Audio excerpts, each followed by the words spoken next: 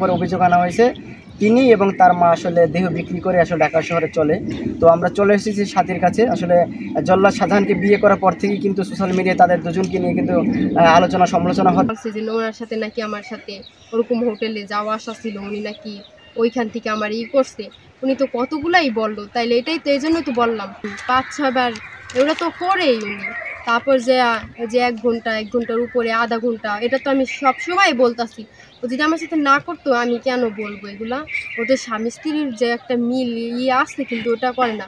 ওর চেয়েও আরও বেশি আমার সাথে মানে খারাপ আচরণ করে।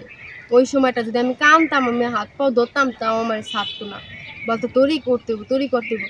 ও যে বলে যে এই বয়সে কি কেউ 1 ঘন্টা আধা ঘন্টা কেউ পারে 1 ঘন্টার উপরে? তো এইগুলো আমার কাছে রেকর্ডিং আসছে, হ্যাঁ আপনারা শুনলেন। পারে না না পারে, তাহলে টাকা পয়সা বাড়ি গাড়ি, আর কুমিল্লাতে 5 তলা নাকি বাড়ি কাজ চলতে আসছে, তারপর কেরানীগঞ্জে 10 কাঠা জায়গা নিচ্ছে, হ্যাঁ এই কথা বলছে। তারপর আরো অনেক টাকা পয়সা আছে, বাড়ি গাড়ি আছে, সরকারি ঠিকা নাকি একবার 60 লাখ টাকা পাইছে। শুনেন সবকিছু লোভে মানে আপনার আকৃষ্ট করছেন। 60 লাখ টাকা পাইছে, হ্যাঁ তারপর আবার 5 লাখ করে মাসে মাসে পায়, হ্যাঁ এই কথা বলছে। পরে আবার আমি যখন বললাম যে না ভাই দেখেন আপনার টাকা পয়সা লাগবে না, উনি কিন্তু ওনার বিয়ের প্রস্তাব দেওয়ার আগে কিন্তু বলছিল যে অন্য একটা ছেলে আছে, ওই ছেলে নাকি আমরা দেখতে আসবো, আর আমি বিদেশ যাবো যে লেগা মানে এগুলো নাকি কইরা দিব ওই ছেলেটায় যদি আমি ওনার সাথে বিয়ে করি, মানে অন্য একটা ছেলের কথা বলছিল প্রথম। পরে নিজের কথা বলছে, আমি যখন রাজি না হই তখন আমার গায়ে হাত দেয়। একটা মেয়ের ডাকতে নিয়ে রুমের ভিতরে একটা ছেলে কি করতে পারে খালি রুমে? হ্যাঁ তোরা বুঝতেই পারতাছেন, জড়াজড়ি করছে অনেকক্ষণ। তারপরে আমি বলছি যে মানুষজন কিন্তু জড়ো করবো চিল্লাচিল্লি করবো, বলে এগুলো কেউ বিশ্বাস করবো না, আমি এত বছর পর জেল থেকে বাইরে এসেছি, সবাই জানে আমি এখন ভালো হয়ে গেছি, এই কথা বলে। তো মূলত এই কারণেই আপনি রাজি হয়েছেন আর কি বিয়েতে। তারপর বলছে যে যদি আমার বিয়ে না করস তাহলে তোর ভাইরে মারমু, তোর মায়েরে মারমু, তোরে মারমু, আর যদি বিয়ে করস তাহলে তোর মানে তোর মায়েরও মারলাম না, তোর বাইরেও মারলাম না, সবাই বাচ্চা থাকলো, টাকা পয়সা বাড়ি গাড়ি সব কিছু পাইলি।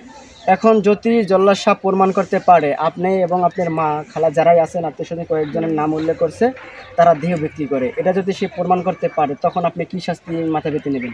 প্রমাণ করুক না, আর আমি শাস্তি মাথা পেতে কেন নিব? আমি যদি আমি এগুলো করতাম, হ্যাঁ তাহলে কি আপনি করেন দেহ বিক্রি করেন? শোনেন আমি বলি, আমি তো করি না, এখন যেহেতু বলতাছি, হ্যাঁ যদি ও তো যদি জানে আমি এগুলো করি তাহলে আমার দেখে কেন বিয়ে করলো? সে আগে জানতো না, সে পরবর্তী জানতে পারছে আপনি আসলে এই কাজ কামে লিপ্ত থাকেন।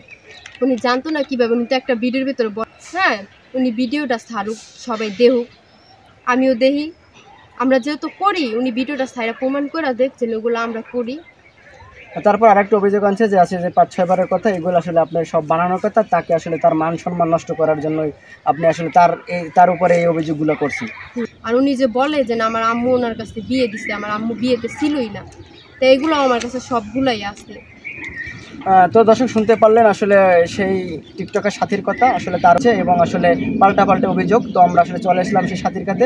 সাথীর মুখ থেকে আপনারা শুনলেন যে আসলে সাথী কতটুকু সত্য এবং সাথী আসলে দেহ বিক্রি করে কিনা।